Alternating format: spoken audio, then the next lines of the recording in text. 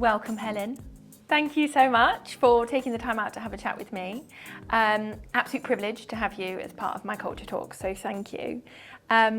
So, as co-founder of SeeBlue, an agency, an ABM agency focusing on technology, I'm really keen to lift the lid on ABM talent and to gain a little bit more insight into how your business has grown, how SeeBlue has grown, a little bit more about your story being a co-founder, the challenges and the fantastic times that you've had to date, and to just generally talk about the challenges when it comes to talent advances, when it comes to AI, skills shortages, and how you guys have adapted to that and how you've managed to attract talent and grow the great company culture that you've got right now. So could you just give a really brief insight into SeeBlue, your story, and then we'll dig in. Amazing. Thank you very much for having me. I'm delighted to be here. So our story, wow, I don't often get to just talk about ourselves. Lovely. So SeeBlue, we are, as you said, we're a specialist ABM agency. We work predominantly with the tech sector and in tech adjacent sectors with large global enterprise businesses. So we are all about helping our customers to help their prospects and clients to make decisions positively towards them. And that involves, I think the thing that fascinates anyone that works in the ABM realm is that it's a microcosm of everything in marketing. So it's not just one particular area, it's not just digital, it's not just strategy, it's everything from the very first thought all the way through to the end delivery. So the interesting part of the journey for us has been stepping into a market that is very busy, highly competitive. There are some amazing agencies out there. You know, we call them tier one agencies, but who have been around for 30 years. They're brilliant at what they do. They've got multi-million-pound deals with their clients. So you might think, how on earth or why on earth would you step into that? And I guess everybody who's ever started a business just starts with a conviction, as we had, myself and all of my co-founder, that we can do it differently. And that's always been our mindset. So we aren't simply trying to become like the big agencies that are out there, particularly the kind of, as you mentioned, AI, the tech environment that we've stepped into as we started this business and been running it is very different. And that gives us some incredible opportunities if we're sharp and if we're quick and if we leverage them. So that's always our mindset is we've come to the table as an underdog.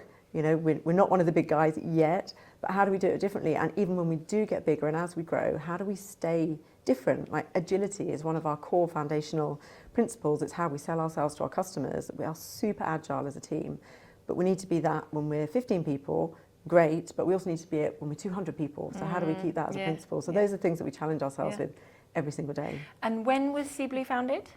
It was 2019. 2019, and you're how many people now? Yeah, we're 15 now. Okay. 15 full-time people, plus then we work with a bank of about 20 freelance individuals who are specialists for various different parts of the process. And we also have strategic partnerships in other countries that help us deliver certain parts of our process. So generally speaking, we've got about 250 people all over the world that are involved with delivering the SeeBlue clients, which is, my goodness. which is and really in cool. such a short period of time to get to where you are is amazing. So I guess, congratulations. Thank you. Sometimes it's been, it's exciting, it's fun. Roller coaster. It's scary, it's ups, it's downs, it's all of the rest of it. And I think, you know, Ola and myself, there are different journeys as entrepreneurs when you start out, right? Some people have always had a childhood dream to become an entrepreneur. It wasn't the case. Was it yours? For us. It wasn't, no. My childhood dream would have been more being an Olympic horse rider. Really? But that one didn't quite work out. Different. So, yeah, you know, this one's pretty good. So what made you start, why did you start your own agency? Well, it was actually a very natural thing that occurred, right? So Ola and I worked together years and years ago at Vodafone. That was my first job as a graduate. Working for Vodafone UK team as the BlackBerry Internet Service Product Manager. That's what I came out of university as a politics student and did. So that was a whole kind of, what on earth is marketing? What are you talking about? I've got no idea. But anyway, our careers kind of took different paths and we both stayed in tech marketing, but we kind of lost contact. We knew of each other through friends. We then reconnected through our kids' NCT classes for our firstborn children. became close as friends really, and we ended up going for a walk one day, kind of bitching about husbands, life, kids, you know, not getting any sleep, all of that stuff. As you do. But with a kind of a subconscious undercurrent of, okay, you really do, we know some stuff here, and this could be something. And I called Orla, I think, just before she called me the next day. Really? And I just literally said, I don't know what it is, but I think we could work together. What do you reckon? And she's like, oh my God, I was going to call you. That's I think the so same. brilliant. And to find that is fantastic, because being a business owner myself, it's me. I am the founder.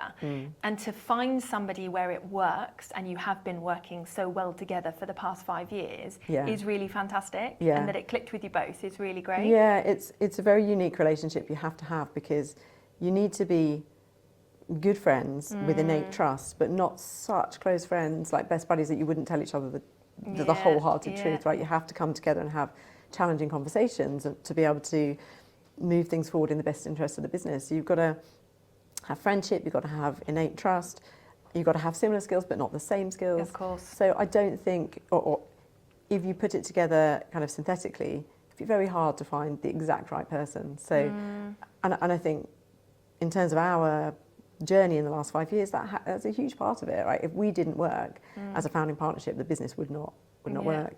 But the other thing that having two of us has given is I think a hugely helpful, like a dual focus, because Orla does take the lead on like financial forecasting and planning and sales in the business. But then my lead has always been people, culture, and it's meant that one doesn't get done instead of the other. They've always been as important as each other side by side, and I do think that's brilliant, a huge thing. So as the one that focuses on people and culture, now we had previous chats, and you briefly mentioned earlier about being the underdogs and being irreverent mavericks in the agency world. Now, can you unpick that and explain what that means and how that has been beneficial to you, or why that's beneficial to you guys at SeeBlue? Yeah, I think so. We're still on that journey, so we definitely don't have all the answers. And it's part of our own brand and marketing work to continue to challenge ourselves, because being an underdog. What do you mean by underdog? Underdog, basically, you know, we don't have the size of team nor the size of resources than loads of the agencies that we compete against. In fact, most of them. We're smaller than most of them, but yet we compete against them, and we do win against them. And it has its advantages of being smaller as well. Yeah, exactly. Massively. So you have to play on your differences, but you can't just talk about being different, you actually have to do it differently. And that's the bit you have to continually work on. So for example, when I talked about being agile, a large team can be agile, but is the mindset of every single person that works in the business, is your process structured in the simplest possible way to get you from point A to B in the best way possible? So can you get your clients to market quicker than a bigger agency? And how would you do that? And how would you respond to their feedback more quickly? Which ultimately is what makes for a brilliant client relationship. Yeah, of course. So these are the things that we challenge ourselves with every single day. And the bit that the market, if it's watching, will see us doing more work on in the years coming up, is actually the external presentation of that. So we're very clear on how we work as a team and who we are and our values and all of the things that underpin us. But just, again, because resources and size, it's not something that we've invested loads of cash in terms of external presentation of that. So that's where we will start to come to market a bit more bravely with the way we talk about what we do. So we know who we are, now we've got to go talk about it. Tell me a bit more about, you mentioned values. So you have your company values, which is fantastic. What are those company values? Yeah, so we own it. Okay. We absolutely, every single person in the team drives commercially successful programs forward, no matter what level of the business they're at or level of their role. So that's the first one. We own it with the engine, if you like. And then we bring our A game, which is about our craft. So I don't believe in perfection, but every single day, are you bringing 1% marginal gains in everything you do? Could be the way you write something, could be the way you answer the phone, it could be the way the whole project is delivered. But are you thinking 1% all the time, all the time, all the time? And the last one is we pursue simplicity. So for us, it's not about a simple statement, it's a really deliberate thing that everything we do is it simple, and we use it to challenge. The team have challenged me, all has challenged me. I've come up with something, it looks beautiful, and she says, yeah, but bit complicated. It's a bit complicated, yeah. do we need that many layers or levels? Could you make it more simple? I'm like, fair play. And would you say that having those company values has helped define your company culture? How have you used it? And I don't want to give the answers. I want to hear from you in terms of how you've used those values and how that's enabled you to build that company culture. Can you give examples of where you've used those company values and behaviours internally? Yeah, I think, well, it's relevant to first talk about how we came to them, because I think that's the big difference, right? Because if values are done unto a group of people, you'd be like, nah, I see it sure all the that. time. Yeah. I really do. And it's such a shame because it's just lip service. How do I feel I can authentically align to that if somebody else has come up with it and we haven't worked as a team to actually come up with those values? Exactly. So we did. It was when we first started the business, Orla and I, we came up with some words that represented kind of how we wanted it to be. And they flew for a little while. But as we started to grow the team, I said, okay, we need to engage everybody in this now. So it was a survey, a quick Microsoft form survey, sent it out and said, tell us all the words that you would use to describe the business today and how you would want it to be described in the future, how you want our clients to talk about us. And we ended up with just this enormous list of words, which I then categorised and then got the team to help prioritise, okay, which are the similar, which don't really mean that much, which do we hang our hat on, this is us. And then we wordsmith them into the way it really grasped us. And so that's how we created them. And then at the same time, we refreshed our external brand and the narrative that we wanted to talk to. So all of that came together at this moment in time as saying, this is who we are. And then it was actually some members of our team. So Jarrett Bob leads it for us. He's really passionate about team and culture as well. And so he then did a further piece of work, interviewing each individual in the company, asking them, what do they care about? Why do they come to work? What's their driver, their motivator? What do they like? What do they hate? What's missing? Just everything you could ask somebody, we asked. And he reported back and said, look, actually, based on this is where I think we need to tweak, to add. This is the opportunity that we've got. That. So we kind of combined the brand and the values work with Jarrett's survey, with also us moving to a new physical location, a new office. And we said, well, what opportunities have we got now to make this real? Refine and reflect almost. Exactly. Yeah. So some of the things that we introduce, every Monday morning we have what we call a Lion meeting, which is last week, issues, opportunities next week. But it's really about the whole team comes together half an hour. And is that virtually or is that face-to-face? It's both, because some people are virtual, some people are face-to-face. We'll come to that later. Yeah, those that are in the office are in. But as part of that then, we said, well, okay, it's nice that we know what people are doing, but how do people feel? So then the team introduced word of the week. So want a feeling word, not I've got loads to do. I'm excited, I'm worried, I'm anxious, I'm this, I'm that. It could be positive, it could be negative, neutral, doesn't matter. So we get a sense of what's ahead of people for the week. And we have a giggle, right? Because some people come in, she's Ailey, because last week she said on Monday morning, I'm broken. And then she goes, but it's not because of work, it's because my car broke this morning, I've got 2 flat tyres. But that's her, we know that coming in Monday morning, she's dealt with a load of rubbish before she's even stepped in the doors. So there's a couple of things you're doing there. You are providing, and I feel like I go on about this a lot, but you're providing psychological safety within your environment at work. You're also providing a platform for your employees to bring their authentic selves. So I've actually talked to you about the fact that my car's broken down and actually I'm feeling a bit rubbish because of that. Yeah. And everybody else is then aware of, and it's good to hear and good to see, because that creates a ripple effect of people also feeling that I can come forward about what's going on in my personal life, and actually it could be impacting my work. Yeah.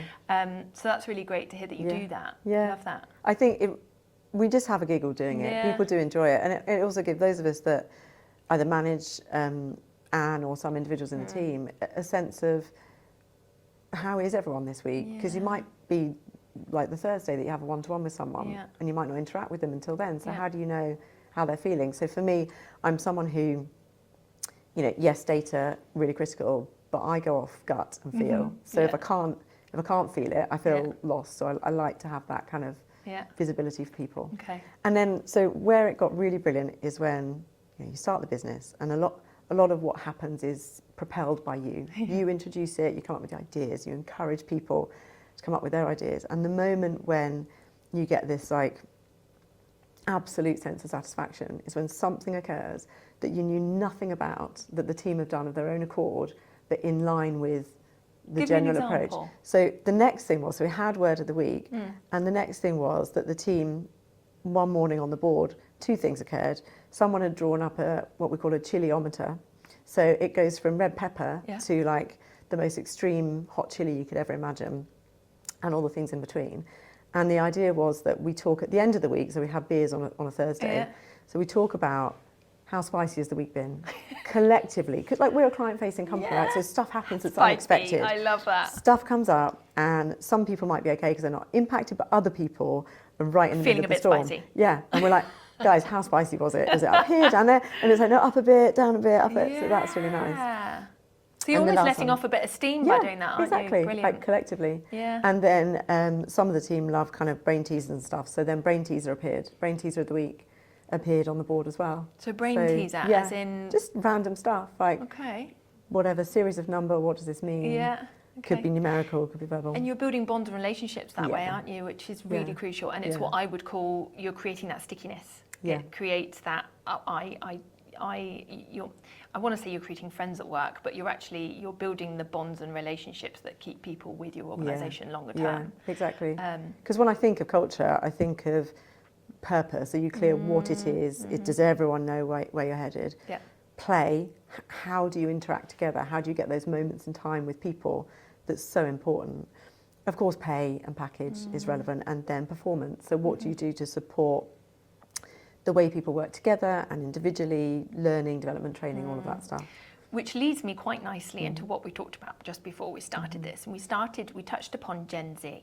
Yes. And I read a stat the other day that was 27%, I think, of the workforce. It's going to be, in 2025, 27% of the workforce is going to be Gen Z. So I would be really interested to talk about how you've adapted or what you're seeing as motivators when it comes to Gen Z. One of the things that I can typically see is that the focus of I really need to understand where this business is going. I need to understand what the purpose is of this organisation. So therefore, I see businesses having to be much more transparent with what do the numbers look like? This is what our core mission is, and to ensure that really clear expectations are set. But also on that, what are we doing outside of business life? The purpose over profits piece is also really important to Gen Z. So I'd be interested to hear what your thoughts are on it and what you're seeing. Yeah, I think, I guess it starts with the recruitment conversations because when people, and I do all the recruitment for SeeBlue, so I talk to all different kinds of people at different levels. And one of the biggest things that people are intrigued about is culture. Who are you? How do you operate? What's the team like? What's this word of vibe is really, the guys in our team use it, so we've adapted it. Okay, it's not really of my generation, but the vibe is a big thing we talk about.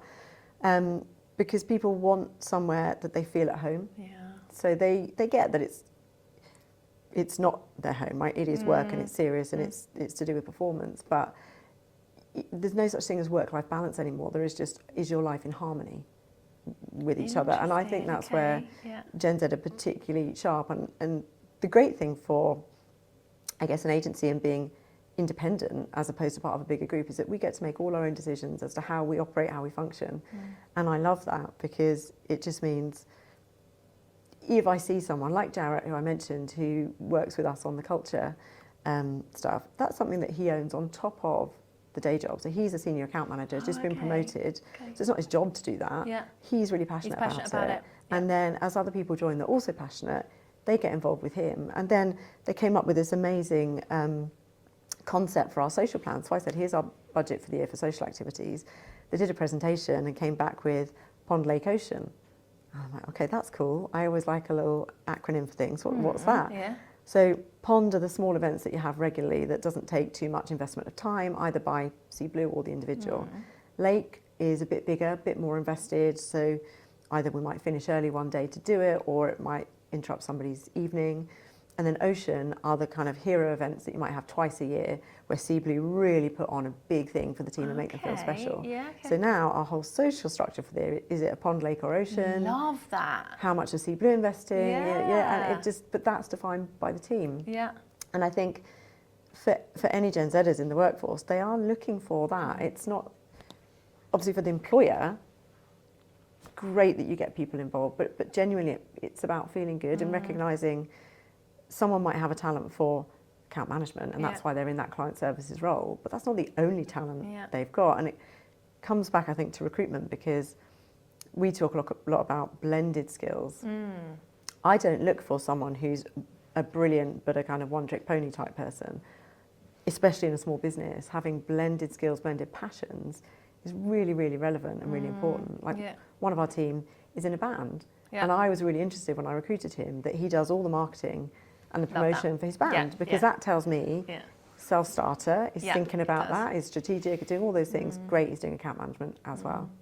So. And I see there's a lot of, there is more talent that have almost that side hustle element that, and it goes back to that blend in what you're saying, in that they want to have an extra element of purpose and outside of the day-to-day going to work. I think I'm seeing it more and more, the side hustle of I've got this thing on the side. And I do think that when I first started work, if it were a case that I had a side little, you know, juicing business on the side, it would be frowned upon.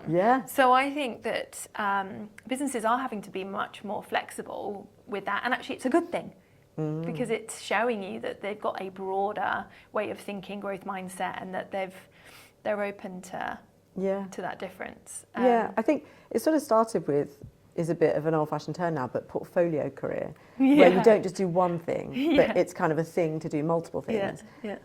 If for Gen Z, that's massive, because you also might not just follow a single career path, but you might go down a certain route and then go, oh, I quite like what the strategists do. Can I have a go at that? Can I do it?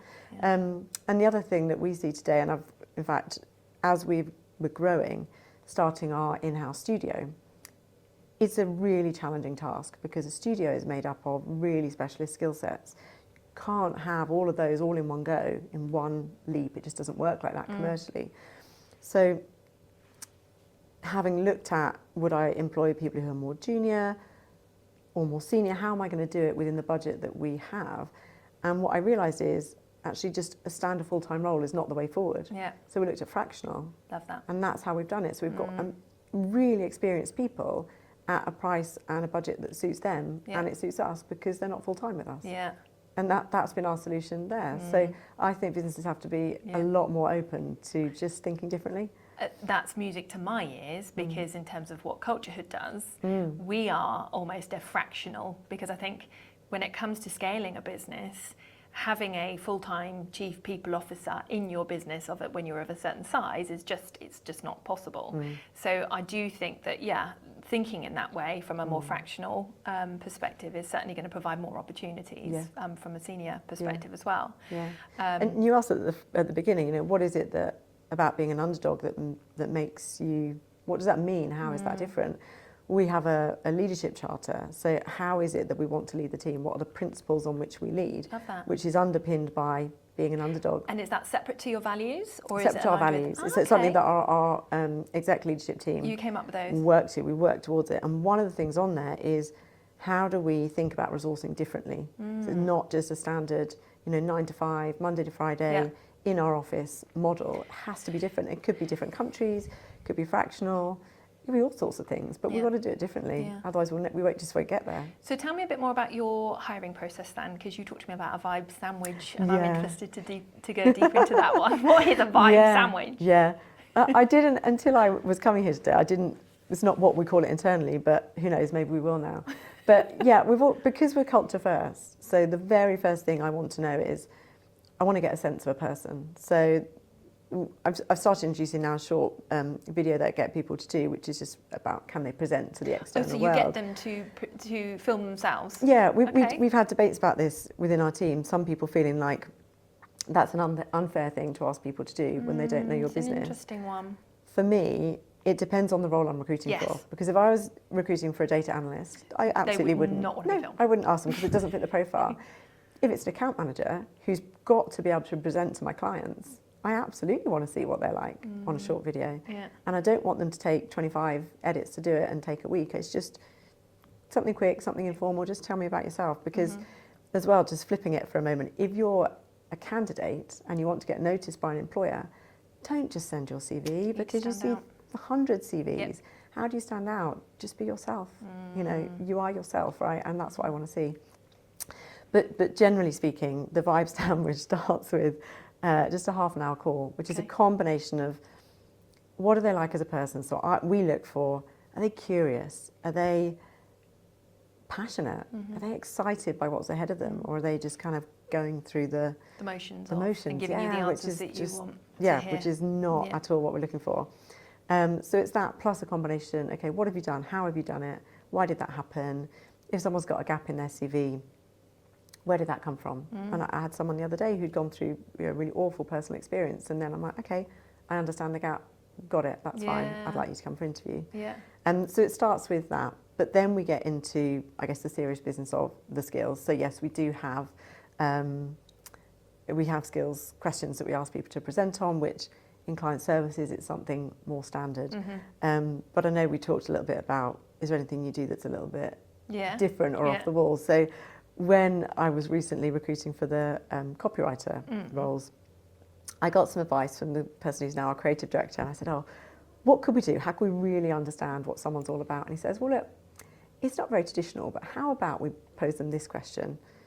I've got a hamster called Rodney, convince me to eat him. What? And I'm not joking, that is the question that we ask. I have a hamster. Yeah. I want you to convince Rodney. me to eat. So they've got to sell, they've essentially. got to, through their writing, so a copywriter. So oh my goodness. I trust, if you're already a copywriter working in the tech sector, that you can write an email. I trust that you can write a hero asset and report, because I can read your examples. But now write about hamster. I don't know how creative you are. So please convince me to eat a hamster. And the responses were just fascinating. I love that. Yeah. Because that also says a lot about you guys at SeeBlue. Yeah. That you are different and that you are looking at things from a completely different perspective. And I think that's really great. Yeah. Yeah. Now, we also talked about personality hiring.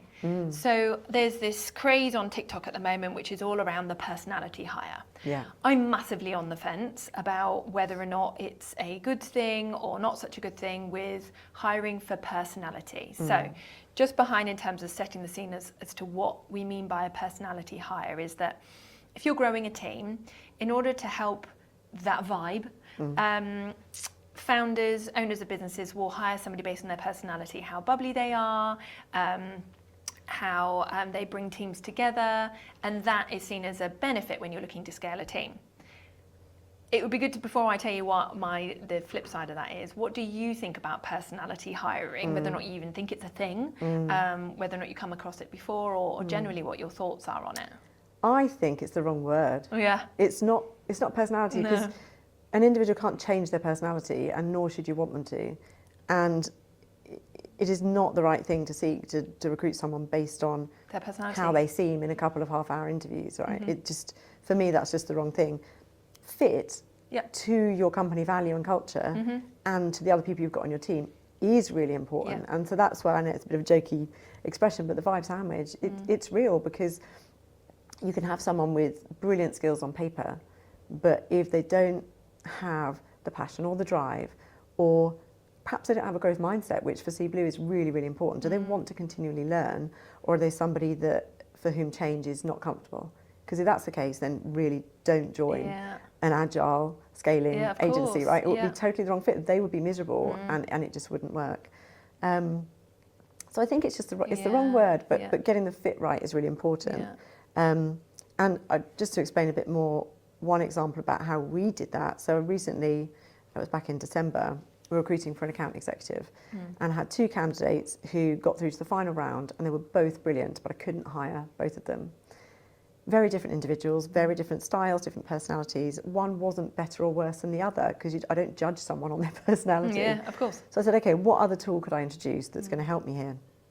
And I didn't know anything about it before, but we used something called the Clifton Strengths Finder. Okay, what's that? Which is a profiling questionnaire that the individual does, and it basically raises, I think it's the top 35 intrinsic strengths that individual has.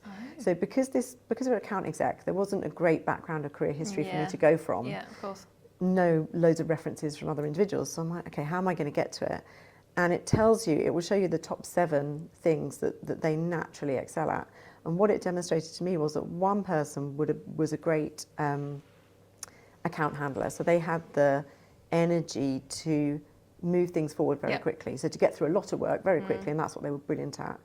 But it might have been the case, maybe not, that they would take a problem and move it forward, in the chain to the next person. The other person didn't work at such great pace, but they wanted to solve the problems. Okay. That was their thing, solve the problem. Yeah. It comes to me, I solve it. Yeah. And at that moment in time, I already had account handlers that could move things along, and we had the drive in the team. Yeah. Where we lacked were actually things like the analytical skills and the people that could go deep and solve the problem. So I'm like, that's brilliant, because that's just demonstrated to me that's the person I need to hire, which I did, and it's worked. It has, really, good. really well. Yeah. It sounds very similar to that of disc profiling. I wonder if the sentiment behind it sounds like there's a bit more depth with what you're talking about, but I wonder if there's an element where you've got your drivers, influencers, your conscientious and sympathetic. Yes. And I find it brilliant, yes, when it comes to hiring and recruiting and assessing those skill sets and making sure you're building teams that work well together, but it also helps with communication. So do you then use it any further? If you've done that assessment, have you then used it internally, just out of interest, when it comes to managing? We haven't yet. Yeah. The next step with it, so we have done a bit of disc profiling in the past. I liked the Strengths Finder because it is more in depth. Yeah. It gives you a lot more sort of angles and specialisms to go into. The next step would be probably for us as a leadership team to each do the Strengths Finder ourselves, work out what strengths we each have, how they fit together, maybe what is missing from that we might look to bring into our leadership team, and then to eventually do the whole team from there. So it needs to be something that you'd embed in the organisation. I used it in that particular case to resolve that thing of, I love them both, they're both brilliant at what they do, can't quite decide who's the right fit. So and that's so great because you're not going by your gut. You talked about your gut at the beginning, and I do get that gut feeling, and you try very hard to make sure your unconscious bias doesn't kick in, and you don't go by your gut. And I think the fact that you're using tools and platforms to help you with that decision making is really great to hear. Yeah, the team also have a role to play. So the last part of our vibe sandwich. So I mentioned, I'll have a chat to the person first, then we do a skills questionnaire, we do some more competency-based questions. The last part of the puzzle, a team actually came up with. The team said, as part of the work that Jarrett did on our culture, can we talk to people that you might hire? Brilliant. And so they literally, it's a vibe check. I'm not involved, none of the leadership team are involved. It's the team that the person would step into with that person, just having a chat, as informal as you like, but really important. One obviously for my team to think, well, are they going to fit? Do they get us? Do we get them? But also, part of the hiring choice is obviously the candidates. 100%. They need to validate, is it right for me? And there'll be questions they'll ask my team that they wouldn't dare to ask at a formal interview, and that's the opportunity for them to do that. So we do the team do a vibe check. And the great thing about that is that candidate gets to feel the sense of engagement and loyalty that your existing employees have, and that almost leaks from them, which in itself, as we talked about before, is selling to the candidate, which is going to help you within this competitive market when it comes to agencies to stand out and for the top talent to come and join your business. So it makes sense that you're involving the rest of your team in the hiring process. So that's really great to hear. So it would be good to cover off an element, just going back to the Gen Zs, from a personal development perspective. Gen Zs are really focused on career growth. Are there elements that you have implemented that you have seen that have been really successful from what I would call performance enablement perspective? What types of things have you implemented that have been really successful? So probably this year, so we just moved into the next financial year, is the first time we've got a bit more proper and formal about the way we approach it. And I looked into this myself. So you, Gemma, are probably familiar with the 70-20-10 model for learning, because I think there was I don't like the word training, right? So to go back a few steps, because it reminds me of my corporate days, which is my business upbringing, where you say to someone, I think I need to learn a bit around this, and they just send you on a training course. And you sit there and you receive information for a day that's not that contextualised to what you do, and you probably forget 99% of it. Of course. So training to me, I'm like, ooh. Yeah. So sorry, training people out there, but that's what it does to me. So I'm like, okay, well, how do I express the way I feel so that we have got a shared understanding across the team? Because the intent is genuine from our side to come to the table and invest in individuals so that they can grow. So we like this model of 70-20-10. For those that don't know it, 70 being on the job learning. So it's by osmosis, it's by the people around you, seeing how they handle situations, getting the opportunity to work on different projects like Jarrett with the culture piece. Sometimes by doing, kinesthetic learning is the best possible way to learn. The 20 is through the people around you. So what internal mentors or coaches can you get? Can you do a bit of work with someone on a particular aspect of what you're doing? And then the 10% is the more formal learning. So what do we need to invest in? So this is the first year that SeeBlue have put a bunch of money to the side, and we've told the team we've got this much cash and it's for you guys to invest in what you need. I won't be sending you on traditional training courses for it, but some of the things that we come up with, for example, are if we've got somebody has a skills shortage and it's within their job role, maybe I can find a freelance specialist who's more experienced and have like 6 or 7 coaching sessions with that individual. So one-on-one, bespoke and tailored to that person, that's actually going to help them solve specific challenges that they've got. So that's one thing. What a great benefit for a member of your team to have, that they have access to that and you're open to that as well. It's really great. Yeah. We've got someone else who in the last year has been on a massive journey and has just been promoted to senior account manager, and he himself has a personal performance coach, and he said, well, could SeeBlue contribute to that? Yeah, absolutely, because we have seen the impact that person's had on just direction and everything. So yeah, definitely. Yeah. But for me, the principle is it's got to be individual. So okay, if you're a big corporate organisation, that's much harder to do. But since we're not, might as well leverage that. And that leverage is make it personal, make it individual, make it count. Otherwise, there's no point in just sprinkling that money around to no good benefit. I know, yeah. Interesting. Well, no, that's really great to hear. So. You are number 4. Is it the number 4? You're a rising star on the UK B2B agencies list. Yeah. So tell me how that has helped you when it comes to attracting talent. Has it helped?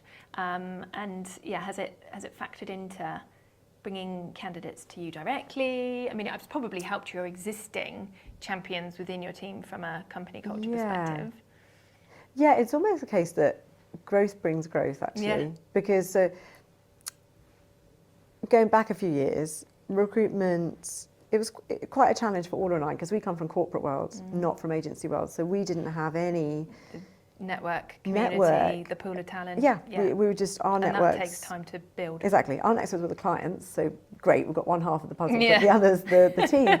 So it's only really been as we've brought in people who are from agency backgrounds, and they've been able to then bring their networks with them, that's helped. But I think, back to your question about has that being the number 4 rising star helped, just generally our brand perception being on the map is really, really important. So, you know, day one, you begin, you're unknown, you're a regional unknown, tiny agency just starting up. So you've got a lot of work to do.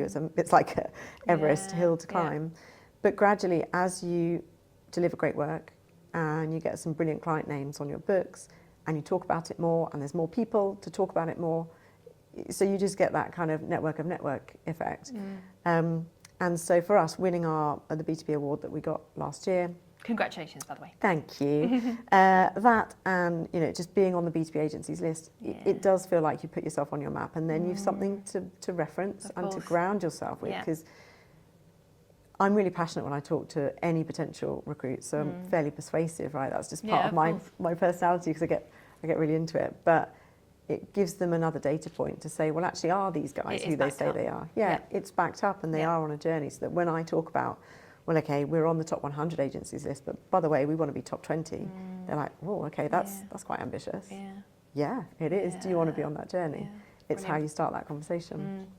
So as a bit of a finish up, I would be really interested to hear what's your plan with SeeBlue. I mean, you can 2 years' time? What does it look like? 3 years' time? What is there a plan? I'm sure there is. But There's what does that look definitely like? And there's definitely a plan. So we launched Internal Vision a year ago. So Yeah. we're 2 years into that 5-year vision.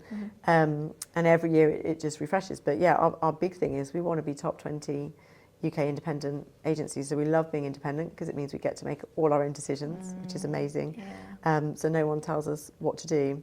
And we're on that growth journey. We've gone through brilliant times, tough times. I'm sure more tough times will come, but we will continue to grow and embed the culture, because as we grow, it will need to change, and that's what we'll stay sharp to, because it can't ever just be what you created 2 years ago. No, It it's has got to be evolve. current, and that's why the team have to help build it. Yeah, love that. But it is about growth. It's amazing work, exciting clients, and award-winning teams, so that each individual can go on their own journey. So obviously I would love for them to be on the journey with SeeBlue for a really, really long time. And for some that will be the case, but for others they'll have other things that they want to go on and do. So if I step away from this industry and this business in 20 years' time, you know, can I look back and say, everybody that worked with us had the opportunity to grow and we were a part of their journey? If that's a big tick for me, then that is a win. So it's kind of, the more you do growth, the more you love growth. Yeah, brilliant. It's that journey is exciting, Yeah. and that's what comes back to, you know, the type of people that work in the business, the vibe, the fit, everything else. There's certain people for whom that is a driver, and for others who it's just not a fit. Yeah. And that's fine. You know, there are really big agencies who are more steady, and that might be the right fit for them. But for those that are on a growth journey, then that's what we all get a bit bubbly and excited about. Fantastic. Oh, it's really good. And it's really good to hear, because I remember when we first got in contact, I want to say that was, well, you weren't many people at all, and you were starting that growth journey, and it was exciting then, and it's great to see how you've evolved, and you've implemented so many great things from a company culture perspective, and I can really see that you've got some great stuff happening, and I look forward to seeing you guys progress even further. So thank you for giving some insight. It's really great to chat and hear more about what you're doing and the great stuff that you're doing. So thank you so much for your time. Absolute pleasure. Thank you for inviting me. me.